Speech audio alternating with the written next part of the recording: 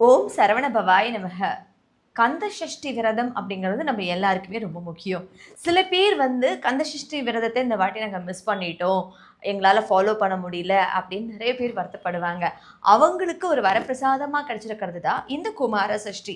நம்ம அருள்மிகு ஆண்டார்குப்பம் திருக்கோவில், பொன்னேரில் இருக்கக்கூடிய ஆண்டார்குப்பம் திருக்கோவில்ல குமார சஷ்டி ரொம்பவே விமர்சையா கொண்டாடுவாங்க.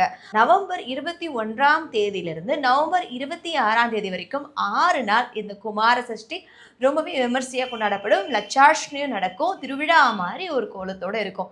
சரி, கந்தசஷ்டி சமயத்துல 6வது நாள் சூரசம்ஹாரத்த பார்த்து நாங்க விரதத்த முடிப்போம். அப்ப குமார சஷ்டி சமயத்துல என்ன பண்றது அப்படின்னு பார்த்தோம்னா, நீங்க கந்தசஷ்டி சமயத்துல எப்படி நீங்க விரதம் இருப்பீங்களோ அதே மாரியும் இருக்கலாம்.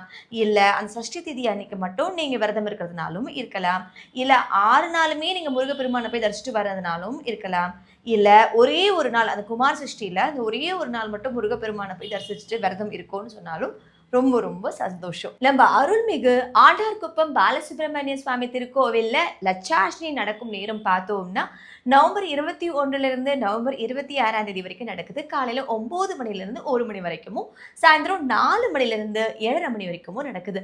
லட்சாஷ்டமி அப்படிங்கிறது நான் ஏற்கனவே உங்ககிட்ட சொல்லியிருக்கேன். அதாவது இந்த மாதிரி சஷ்டி சமயத்துல நடக்கக்கூடிய லட்சாஷ்டமி சமயத்துல அந்த மந்திரங்கள் ஓத ஓத சுவாமி வந்து நல்லாவே உருவேறி இருப்பார். அந்த சமயத்துல அவர் முன்னாடி உட்கார்ந்து அந்த லட்சாஷ்டியை பண்ணிட்டு நம்ம வரும்போது கண்டிப்பா நமக்கு எல்லா அருளும் நம்ம நினைச்சது எல்லாமே நடக்கும். இப்படிப்பட்ட ஒரு வரப்பிரசாதம் எத்தனை பேருக்கு கிடைக்கும்? ஒருவேளை கந்த சஷ்டியை மிஸ் பண்ணிட்டோம்னு நினைக்கிறவங்களுக்கு இந்த குமார சஷ்டி கண்டிப்பா உதவும்.